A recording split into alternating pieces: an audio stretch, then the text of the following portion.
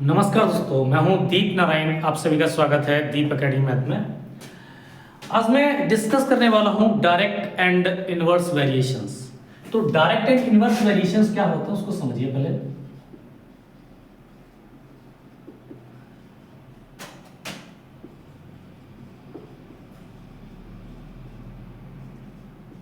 देखिए, direct and inverse variations को करने से पहले सबसे पहले समझ लेते हैं। आपका कभी कभी क्या होता है कि चैप्टर जो होता है आपको सीधे इसी नाम से दिया जाता है कि डायरेक्ट एंड इनवर्स वेरिएशंस, या फिर कभी कभी दिया जाता है कंपेयरिंग क्वांटिटीज के नाम से। तो इसको कंपेयरिंग क्वांटिटी भी बोलते हैं। इसको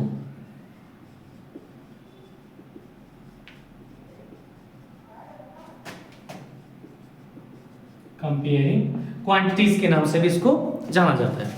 तो जो ये चैप्टर्स होता है, तो आपकी किताब में जो आप किसी भी मतलब आप किताब को पढ़ रहे हैं तो हो सकता है उसमें आपका डायरेक्ट एंड इनवर्स वेरिएशंस करके दिया जाए, या फिर आपको कंपेयरिंग क्वांटिटीज करके मिल सकता है। सबसे पहले बात करते हैं कि डायरेक्ट वेरिएशंस क्या होता है। डायरेक्ट वेरिएशंस क्या होता है? तो डायरेक्ट वेरिएशंस क्या होता है, देखो आपको क्या किया जाता है कि आपको डायरेक्ट वेरिएशंस समझाने के लिए बुक में सीधे एग्जांपल्स दिए जाते हैं और आपको बताया जाता है कि जो वन क्वांटिटी है या वन वेरिएबल्स है अनदर वेरिएबल्स के रिस्पेक्ट में चेंज होता है, सिर्फ इतना बताया जाता है। मैं यहाँ पे ये बताने वाला हूँ कि डायरेक्ट वेरिएशंस और इनवर्स वेरिएशंस में एक्चुअल में रिलेशंस क्या होता है, how we understand direct variations by applications. हम एप्लीकेशंस एंड एग्जांपल्स के थ्रू कैसे समझ सकते हैं उसकी बात करते हैं। आप लेट करिए कि कोई दो नंबर्स हैं, एक ए एंड बी। अगर कोई टू नंबर्स है, यहां पे लिखिए लेट ए कॉमा बी टू नंबर्स हैं। अब मैं अगर इस नंबर में ए में अगर मैं किसी नंबर से मल्टीप्लाई करता हूं, मैंने इस नंबर को 2 से मल्टीप्लाई कर दिया, देन जो रिजल्ट जो है वो ऑलवेज 2 टाइम हो जाए।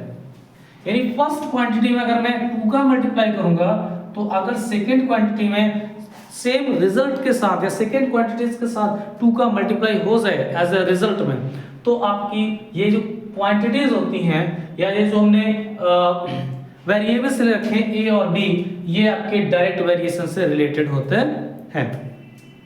अब आप थोड़ा सा समझने की कोशिश करिए। लेट करिए कि कॉस्ट ऑफ वन पेन ₹5। तो यहां पे मैं लिख रहा हूं पेन और यहां पे लिख रहा हूं मैं कॉस्ट। क्लियर? तो वन पेन की कॉस्ट है ₹5, लेकिन जैसे ही हम नंबर ऑफ पेन्स को 1 से 2 कर देते हैं, यानी कि 2 टाइम कर दिया मैंने, देन कॉस्ट ऑफ जो है वो कितना हो जाएगा आपका 10, यानी कि जो टोटल अमाउंट है वो कितना बन जाएगा आपका 10 बन जाएगा। सेम अगर हम यहाँ पे क्या करें कि इस 1 के साथ में 3 का मल्टीप्लाई करके 3 पेन्स कर देते हैं, तो आपका जो न्यू रिजल्ट आएगा वो आपका आएगा 15, या फिर इसके साथ 3 का मल्टीप्लाई इसके साथ 2 का मल्टीप्लाई हो जाएगा। क्लियर हुआ? ये आपका इस तरह से वर्क करता है। तो आप समझे कि डायरेक्ट वेरिएशंस या डायरेक्ट वेरिएशंस क्वांटिटीज वो होती हैं जिसमें अगर हम एक रिजल्ट को इंक्रीज करें या इनपुट को हम इंक्रीज करें तो आउटपुट जो है वो आपका सेम टाइम्स इंक्रीज हो जाए। बट यहाँ पे एक चीज समझिए कि हम अगर प्लस कर रहे हैं या माइनस कर रहे हैं तो ये आपकी वर्क नहीं करते हैं, सिर्फ मल्टीप्लाई एंड डिविजन वर्क करता है। तो अगर किसी क्वांटिटीज को हम 1 टाइम 2 टाइम कर रहे हैं तो उसका जो इनपुट 2 टाइम कर रहे हैं तो रिजल्ट भी 2 टाइम्स आपका मिलना चाहिए। इस कंडीशंस में हम बोलते हैं ये डायरेक्ट वेरिएशंस के फॉर्म में है। एक चीज यहाँ पे समझ में, इसका मतलब ये होता है, एक और चीज और समझिए आप कि ए बी अगर आपके डायरेक्ट वेरिएशंस हैं, A comma B are direct vary कर रहे हैं आपके, तो इसका मतलब ये हुआ कि ए और बी का जो कांस्टेंट होगा या ए और बी का जो डिविजन्स होगा वो कांस्टेंट होगा। ए अपॉन बी अगर आप डिवाइड करोगे तो एक कांस्टेंट वैल्यू आएगी। क्लियर? अब अगर यहाँ पे आप चाहो तो इसकी वैल्यू को डबल कर दो, 2a कर दिया, इसकी वैल्यू भी अपने आप आउटपुट जो भी होता है आपका वो भी डबल हो जाएगा। फिर भी आप अगर देखोगे तो 2 से 2 कट जाएगा, A/D जो कि एक कांस्टेंट बन के रह जाएगा। तो कोई भी दो क्वांटिटीज अगर उनका प्रोडक्ट एक अगर उनका डिविजन्स एक कांस्टेंट है या उनका रेशियो फिक्स है, तो उस कंडीशंस में वे आपकी क्वांटिटीज होंगी कॉल्ड डायरेक्ट वेरिएशंस। तो डायरेक्ट वेरिएशंस के अंतर्गत आ जाती है। इतना समझ में आया होगा आपको। अब मैं जस्ट यहीं पे बात कर लेता हूं कि इनवर्स वेरिएशंस क्या होता है। तो देखिए इनवर्स वेरिएशंस,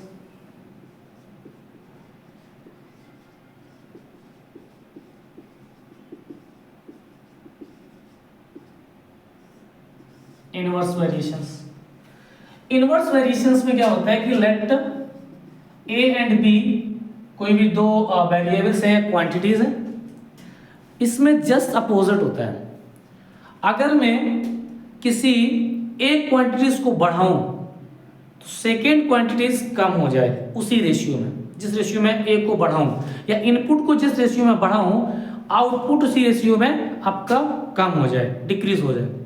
अगर मैं इनपुट को डिक्रीज करूं तो आउटपुट क्या हो जाए, उसी रेशियो में बढ़ जाए, सेम रेशियो के साथ बढ़ जाए। तो ये जो आपका रिजल्ट होता है ये आपका कहलाता है इनवर्स वेरिएशंस। समझिए पहले मैं यहां पे लेता हूं कि कोई एक चीज ले लेता हूं मैं, जिससे कि हम इसको ये बता पाए कि हाँ हम इतना कर सकते हैं। तो देखिए ध्यान समझिए, अगर मैं यहाँ पे मान लेता हूं कि कोई एक व्यक्ति है, ठीक है, या कोई एक कार है, मान लीजिए कार है, मैं यहाँ पे स्पीड लिखता हूं, ठीक है, मैंने यहाँ पे कार लिखा और यहाँ पे स्पीड लिखा, ठीक है। तो अब ध्यान से समझिए कि कार ये स्पीड है, यहाँ पे डिस्टेंस कर देते हैं, डिस्टेंस कर देते हैं, और टाइम में कांस्टेंट कर देता हूं। टाइम मतलब 1 आवर में, 1 आवर में, क्लियर। तो अगर आप यहाँ पे देखोगे कि कोई एक फिक्स डिस्टेंस है, अरे फिक्स डिस्टेंस से देख लो, मान लो कोई एक डिस्टेंस है, स्पीड मैं ऐसे करता हूं, टाइम एंड स्पीड दो चीजें, कोई एक डिस्टेंस है, कोई एक फिक्स डिस्टेंस उसको कवर करना है कार के जरिए से। अगर मैं 2 आवर देता हूं और स्पीड में देता हूं 40 किलोमीटर पर आवर, 1 घंटे में 40 किलोमीटर कार चलती है, तो 2 आवर में डिस्टेंस को कवर कर लेगी। तो टाइम 2 आवर है, स्पीड आपकी कितनी है 40 किलोमीटर पर आवर।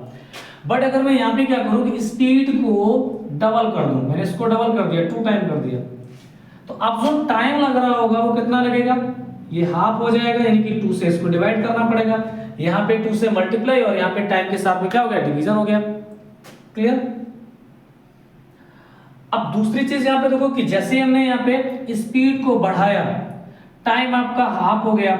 अगर मैं यही स्पीड को डिवाइड कर दूं 2, यानी कि स्पीड मैंने 40 किलोमीटर से 20 किलोमीटर कर दी पर आवर, तो टाइम होगा इसके साथ में 2 का मल्टीप्लाई हो जाएगा, तो 4 आवर लगेगा सेम डिस्टेंस को कवर करने के लिए, क्योंकि अब जो कार है आपकी वो 4 आवर में ये डिस्टेंस कवर करेगी पूरी। स्पीड कितनी होगी 20 किलोमीटर पर आवर, लेकिन जब 40 किलोमीटर पर आवर थी तो वो 2 आवर में कंप्लीट करती थी, और जैसे इसकी हमने 80 किलोमीटर पर आवर की थी स्पीड, तो टाइम हो गया था 1 आवर। मतलब एक तरफ बढ़ रहा है, देखो यहाँ पे इस क्वांटिटी देखो 240 है, ये बढ़ा ये कम हो गया, यहाँ पे अगेन इसको बढ़ाया ये कम हो गया, क्लियर। तो इस तरह की जो क्वांटिटीज होती हैं एक दूसरे से रिलेट करती हैं, ये हमारी इनवर्स वेरिएशंस के फॉर्म में कहलाती हैं। अब आप ऐसे समझिए कोई फिक्स वर्क है, मान लीजिए 4 वर्कर हैं, उस वर्क को 10 डेज में करते हैं। अगर आप नंबर ऑफ वर्कर को हाफ कर दो, 2 कर दो, तो नंबर ऑफ डेज बढ़ जाएंगे, कितने हो जाएंगे 20।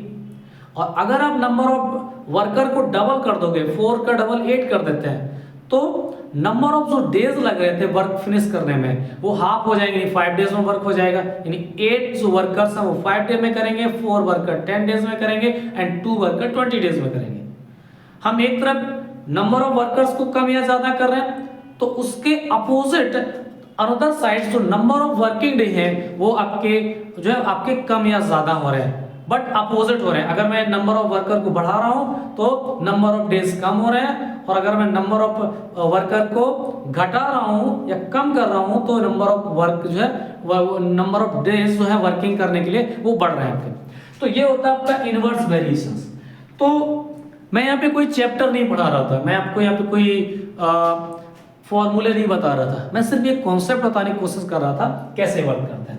तो सिंपल से ये होता है कि अगर ए और बी आपके इनवर्स वेरिएशंस हैं, और इनवर्स वेरिएशंस हैं, देन इनका जो प्रोडक्ट होगा A into B always a constant रहेगा। क्या रहेगा?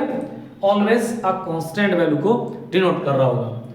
तो जब इनवर्स वेरिएशंस होंगे तो उसमें इनका प्रोडक्ट कांस्टेंट दिखाता है, और जब डायरेक्ट वेरिएशंस होंगे तो इनमें इनका डिवीजन जो है वो कांस्टेंट दिखाता है, या वो जो क्वांटिटीज है वो सेम रेशियो में होती है। तो आई होप आपको ये समझ में आया होगा। मैंने यहाँ पे कोई क्वेश्चंस नहीं लिए, मैंने कोई फॉर्मूले नहीं बताए कि आप इस तरह से करिए। मैंने सिर्फ ये बताने की कोशिश की है कि how to work direct variations and inverse variations.